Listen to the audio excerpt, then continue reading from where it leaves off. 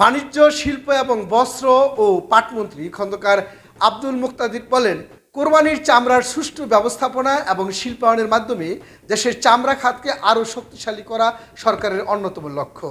এ উদ্দেশ্যে চামড়া সংরক্ষণ, প্রক্রিয়াজাতকরণ, রপ্তানি সক্ষমতা বৃদ্ধি এবং শিল্প ব্যবস্থাপনার উন্নয়নে একটি সমন্বিত পরিকল্পনা গ্রহণ করা হচ্ছে বলে তিনি জানান। তিনি বলেন যে সরকারের বিভিন্ন প্রতিষ্ঠান, জেলা প্রশাসন, সিটি কর্পোরেশন, বিসিক এবং ব্যবসায়িক আড়তদারদের সম্মিলিত প্রচেষ্টায় এবার অধিকাংশ চামড়া ব্যবহার উপযোগী অবস্থায় সংগ্রহ করা সম্ভব হবে বলে সরকার আশাবাদী। খন্দকার মুক্তাদির আরও বলেন যে আমিনবাজার, পোস্তা এবং সাভারের হেমায়েতপুর আড়ত তিনি পরিদর্শন করে দেখেছেন যে ব্যবসায়ীদের হাতে বিপুল পরিমাণ চামড়া এসেছে এবং এই কোরবানি চামড়া সেখানে সংরক্ষণের জন্য লবণ মাখানোর কাজ চলছিল। তিনি আরো বলেন যে কোরবানির সব চামড়া একসঙ্গে রাজধানীতে আসে না। পুরো সংগ্রহ ও প্রক্রিয়াজাতকরণ কার্যক্রম সম্পন্ন হতে সাধারণত 2 থেকে 3 মাস সময় লাগে। চামড়া সংরক্ষণে গঠিত পদ্ধতির উপর গুরুত্ব আরোপ করে মন্ত্রী বলেন যে পশু কোরবানির 4 থেকে 6 ঘন্টার মধ্যে চামড়া পরিষ্কার করে লবণ মাখাতে পারলে তা 3 থেকে 4 মাস পর্যন্ত ভালো অবস্থায় সংরক্ষণ করা সম্ভব। অন্যদিকে সময় মতো লবণ ব্যবহার না করলে চামড়ার গুণগত মান ও বাজার মূল্য দুটির ক্ষতিগ্রস্ত হয়। চামড়া পাচার প্রসঙ্গে মন্ত্রী বলেন, প্রতি বছরই পাচারের অভিযোগ ওঠে।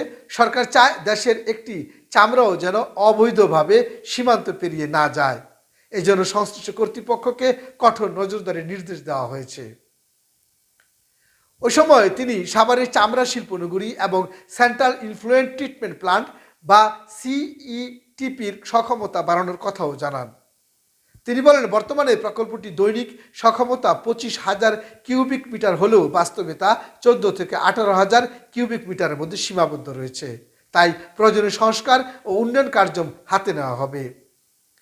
চামড়ার গুণগত মান উন্নয়নে পশু জবাই ও চামড়া ছাড়ানোর বা স্ক্যানিং প্রক্রিয়াকে তিনি আধুনিক এবং যান্ত্রিক করার পরিকল্পনার কথা তুলে ধরেন।